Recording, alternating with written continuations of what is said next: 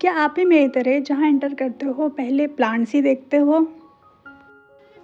हम लोग world book fair आए हैं और मुझे पहले पौधे दिख गए हैं और मैं पौधे नहीं ले सकती। हाँ पे देखो बहुत सारे कुछ तो है, हम जाके एक्सप्लोर करेंगे। स्ट्रगलिंग गार्डनर की स्ट्रगल बुक फेयर में। चल सच बताऊं, जैसे ही हम वर्ल्ड बुक फेयर जो कि न्यू दिल्ली प्रगति मैदान में लगा है उसके गेट से अंदर आए, मेरी आंखें ऐसे भटक रही थी, कहाँ जाएं किधर देखें क्या करें। पर आज का दिन सिर्फ प्लांट्स का नहीं था, आज का दिन था किताबों का, बचपन का और देशभक्ति का। नमस्ते दोस्तों, कैसे हो आप सब? आए भगवान जी को प्रणाम करते हैं और शुरू करते हैं। मैं हूँ द स्ट्रगलिंग गार्डनर और आज आपको ले चलती हूँ न्यू दिल्ली के वर्ल्ड बुक फेयर 2026 के सफ़र पर, जो आयोजित हुआ प्रगति मैदान के भारत मंडपम में। जैसे ही अंदर आए, इतना बड़ा एरिया, इतने हॉल्स और दिमाग में एक सवाल, पहले कहाँ जाएं? और तभी बिल्कुल सामने दिखा हॉल नंबर 6 जहाँ लिखा था किड्स पवेलियन, और बस पैर अपने आप उधर मुड़ गए। दोस्तों, अगर मैं कहूँ ना कि किस हॉल के अंदर एक अलग ही दुनिया बसी हुई थी तो कोई भी अतिशयोक्ति नहीं होगी। जैसे ही हम अंदर घुसे एकदम से रंग बदल गए, रंग बिरंगे स्टॉल्स, रंग बिरंगे बलून्स, हर तरफ क्रिएटिविटी। ये सिर्फ एक हॉल नहीं था, ये बचपन का मेला था। और सच कहूँ तो यहाँ मैं सिर्फ माँ नहीं थी, मैं एक बच्ची बन गई थी। सेल्फी पॉइंट्स इतने सुंदर थे कि हर जगह रुककर फ़ोटो लेने का मन हो रहा था। कहीं जंगल थीम, कहीं फेरी वर्ल्ड, कहीं कार्टून कैरेक्टर्स और हर जगह बच्चों की हंसी। यहाँ एक्टिविटीज़ की कोई कमी नहीं थी, कहीं ड्राइंग, कहीं पेंटिंग, कहीं स्टोरी टेलिंग सेशंस, कहीं पजल्स और गेम्स, कहीं बुक रीडिंग कॉर्नर्स। हर स्टॉल का अपना एक डोम स्ट्रक्चर जो दूर से ही बच्चों को बुला रहा था, आओ इधर आओ। और फिर एक ऐसा पल आया जहाँ मैं थोड़ी देर के लिए बिल्कुल चुप सी हो गई। कुछ बच्चे बहुत ही छोटी उम्र में अपनी खुद की लिखी हुई बुक्स के साथ खड़े थे। उनके नाम के साथ ऑथर लिखा हुआ था और उन्हें सम्मानित किया जा रहा था। सोचिए, जब हम उस उम्र में सिर्फ कॉपी के पीछे ड्राइंग बनाते थे, ये बच्चे पुस्तकें लिख रहे हैं। उस पल मुझे लगा, अगर बचपन को सही मिट्टी मिल जाए तो सपने बहुत जल्दी उग जाते हैं।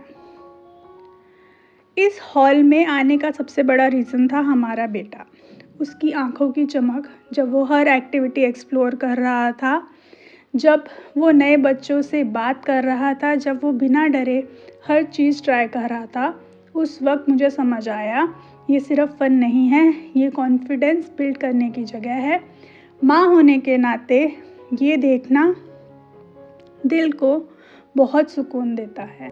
किताबों से मन सींच लिया था, अब पेट पूजा का टाइम था। प्लांट्स और खाना मेरे जीवन के दो सबसे प्यारे पहलू हैं और इस तरह हम पहुंच गए फूड कोर्ट। सबसे पहले देखा क्या क्या ऑप्शंस हैं और ऑप्शंस बहुत ही ज़्यादा थे। फिर स्ट्रैटेजी अप्लाई करी जहां भीड़ कम हो और खाना जल्दी मिले। यहाँ पहले फूड कूपन्स लेने होते हैं, फिर वाटर फाउंटेन के पास पिकनिक स्टाइल में हमने राजस्थानी थाली एंजॉय की। बहुत बहुत बहुत मज़ा आया। खाने के बाद हम घुस गए हॉल नंबर 5 में और जैसे ही अंदर आए, माहौल बिल्कुल बदल गया। ये हॉल डेडिकेटेड था इंडियन आर्म्ड फोर्सेस के लिए। यहाँ आते ही अपने आप सीना थोड़ा और तन गया। हर तरफ देशभक्ति से भरे आर्टवर्क्स थे, कहीं पेंटिंग्स, कहीं स्कल्पचर्स, कहीं इंफॉर्मेटिव बोर्ड्स। हर आर्टवर्क किसी वीर जवान की कहानी सुना रहा था। यहाँ जो चीज़ सबसे ज़्यादा अट्रैक्ट कर रही थी वो थे डिटेल्ड मॉडल्स, नेवी के शिप से इंस्पायर्ड मॉडल्स, एयरफोर्स बेसेस और एयरक्राफ्ट सेटअप्स, मिलिट्री टैंक्स के रेप्लिकास। बच्चे हैरान, बड़े लोग प्राउड। हर मॉडल के साथ एक कहानी जुड़ी हुई थी। यहाँ सिर्फ मशीन्स नहीं थी, यहाँ कहानियाँ थी। वीर जवानों की विजय गाथा, उनके बलिदान, उनके परिवार। ये हॉल सिर्फ देखने का नहीं था, ये महसूस करने का था। यहाँ एक बात मैंने बहुत गहरी महसूस की। वर्ल्ड बुक फेयर सिर्फ किताबें खरीदने की जगह नहीं होता, ये वो जगह होती है जहाँ किताबें ज़िंदा हो जाती है। और इसका सबसे खूबसूरत सबूत यहाँ हो रहे ऑथर मीटअप्स थे। जहाँ जहाँ हम घूम रहे थे, हर थोड़ी देर में किसी न किसी स्टॉल के पास छोटी सी भीड़ जमा होती दिख रही थी। कहीं लोग कुर्सियों पर बैठे हुए बिल्कुल शांत मन से सुन रहे थे, कहीं लोग खड़े खड़े भी एक एक शब्द पकड़ने की कोशिश कर रहे थे। ये कोई स्टेज शो जैसा नहीं था, ना कोई बड़े बड़े लाइट्स, ना ही कोई शोर। ये सीधी बातचीत थी, दिल से दिल की बात। सच बोलें तो जब आप सिर्फ किताब पढ़ते हो ना, तो आप एक कहानी जानते हो, पर जब उस कहानी का लिखने वाला आपके सामने होता है तो वो किताब आपके लिए कुछ और ही बन जाती है। कहीं कोई ऑथर बता रहा था कि उसने अपनी पहली किताब रात को 2 बजे लिखी, जब घर के सब लोग सो गए थे और उसके पास सिर्फ एक पुराना लैपटॉप और बहुत सारी उलझन थी। कहीं कोई लेखक कह रहा था कि उसकी कहानी असल ज़िंदगी से निकली है, अपनी ही हर गलतियों से, अपनी ही हर खुशियों से। और ये सुनकर ऑडियंस बिल्कुल चुप हो जाती थी, क्योंकि ये सिर्फ कहानी नहीं थी, ये सच था। एक ऑथर ने कहा, लिखना कोई टैलेंट नहीं होता, लिखना एक आदत होती है। ये लाइन सीधा दिल पे लग गई, क्योंकि हम सब कहीं ना कहीं सोचते हैं, मैं लिख नहीं सकती, मुझसे नहीं होगा। पर यहाँ ऑथर्स बिल्कुल सिंपल शब्दों में कह रहे थे, रोज़ लिखो, चाहे ख़राब ही लिखो, लेकिन लिखो। कुछ ऑथर मीटअप्स सिर्फ बड़े लोगों के लिए नहीं थे, कुछ सेशंस बच्चों के लेखक भी होस्ट कर रहे थे। सोचिए, एक छोटा सा बच्चा माइक पकड़ के बोल रहा था, मैंने ये कहानी इसलिए लिखी क्योंकि मुझे सुपर हीरोज़ पसंद हैं और मेरी मम्मी कहती है मैं भी एक सुपर हीरो हूँ। उस पल सिर्फ माँ बाप नहीं, पूरा हॉल इमोशनल हो गया। ऑथर मीटअप्स में सबसे सुंदर चीज़ थी रीडर और राइटर का रिश्ता। लोग अपनी फेवरेट किताब लेकर आए थे, कोई ऑटोग्राफ के लिए, कोई सिर्फ थैंक यू कहने के लिए। किसी ने कहा, आपकी किताब ने मुझे मुश्किल वक्त में संभाला है। और ऑथर के चेहरे पर जो शुक्रिया था वो किसी अवार्ड से कम नहीं लग रहा था। कहीं सेल्फ हेल्प ऑथर्स ज़िंदगी के सिंपल सूत्र बता रहे थे, कहीं फिक्शन राइटर्स अपनी कल्पना की दुनिया का राज खोल रहे थे, कहीं डिवोशनल ऑथर्स मन को शांत करने की बात कर रहे थे। हर जगह अलग एनर्जी, अलग वाइब। सच में इन मीटअप्स के बीच खड़े होकर मेरा मन एक थॉट आया, क्या मैं भी कभी लिख सकती हूँ? और शायद ये थॉट सिर्फ मेरे मन में नहीं आया होगा, शायद वहाँ खड़े हर किसी के दिल में एक छोटा सा बीज उग गया होगा। ऑथर मीटअप्स के पास टाइम का एहसास ही नहीं होता, कब 5 मिनट 30 मिनट बन जाते, कब 30 मिनट 1 घंटा पता ही नहीं चलता। क्योंकि जब लोग दिल से बोलते हैं और दिल से सुनते हैं तो घड़ियाँ बेकार हो जाती है। यहाँ एक बात और समझ आई, किताब खरीदना और किताब जीना 2 अलग अलग चीज़ें हैं, और ऑथर मीटअप्स किताबों को जीने का मौका देते हैं। इन मीटअप से निकलकर जब हम वापस हॉल्स में घूमने लगे तो लग रहा था जैसे हर किताब हमें देखकर कह रही हो, अब तुम मुझे सिर्फ पढ़ोगे नहीं, तुम मुझे समझोगे। वर्ल्ड बुक फेयर में जब हम किताबों के बीच घूम रहे थे ना, तो लग रहा था जैसे हर हॉल अपनी एक अलग कहानी सुना रहा है। फिर अचानक कहीं से आई म्यूज़िक की आवाज़, और वो आवाज़ आपको रुकने पर मजबूर कर देती है। हम भी ऐसे ही चलते चलते एक जगह आकर रुक गए। सामने लिखा था कल्चरल फेस्टिवल, और उस पल समझ आया कि ये मेला सिर्फ पढ़ने का नहीं, ये महसूस करने का भी है। स्टेज पर एक सॉफ्ट सी आवाज़ गूंज रही थी, ना ज़्यादा लाउड ना ज़्यादा ड्रामेटिक, बस एक ऐसी आवाज़ जो सीधा दिल तक पहुंच रही थी। मिस अदिति गा रही थी, जो शायद एक बडिंग आर्टिस्ट लग रही थी, अपने गिटार के साथ सुरीली आवाज़ में बहुत प्यारा गुनगुना रही थी। उनका गाना किसी शो के लिए नहीं लग रहा था, वो जैसे हम सब के लिए गा रही हों।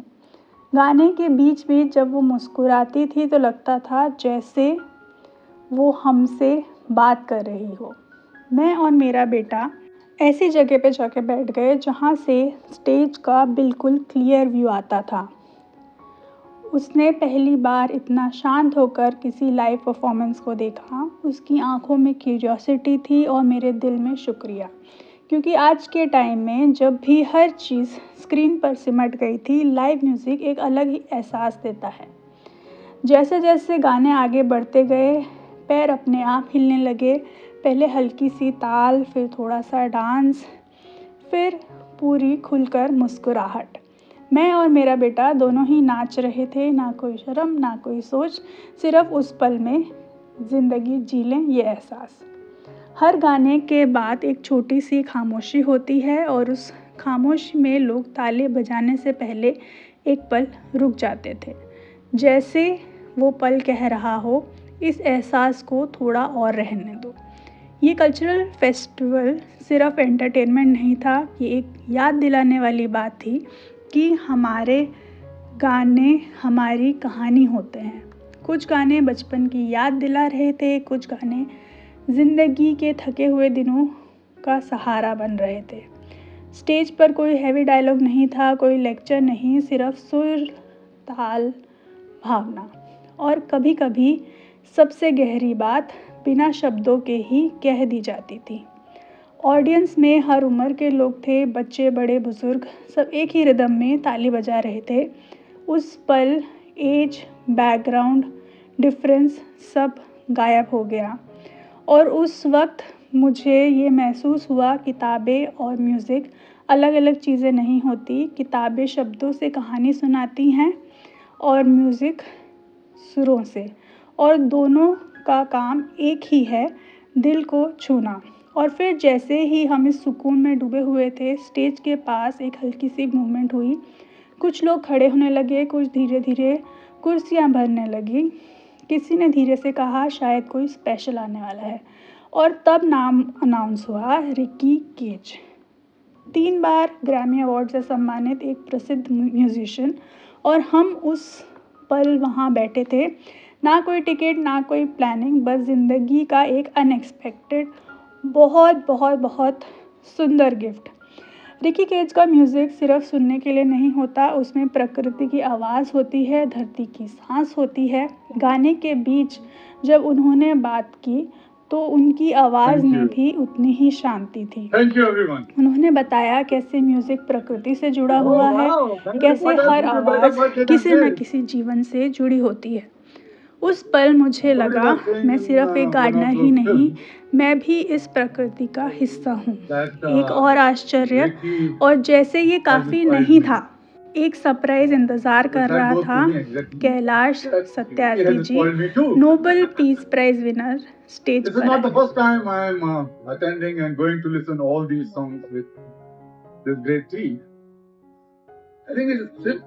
आए। हर बार ये मुझे बुलाते। कैलाश सत्यार्थी जी को साक्षात देखना, उनके जन्मदिन पर उन्हें बधाइयाँ देना, ये पल सिर्फ देखने का नहीं था, ये महसूस करने का था। और जब तालियां बजी तो वो सिर्फ तालियां नहीं थी, वो सम्मान था।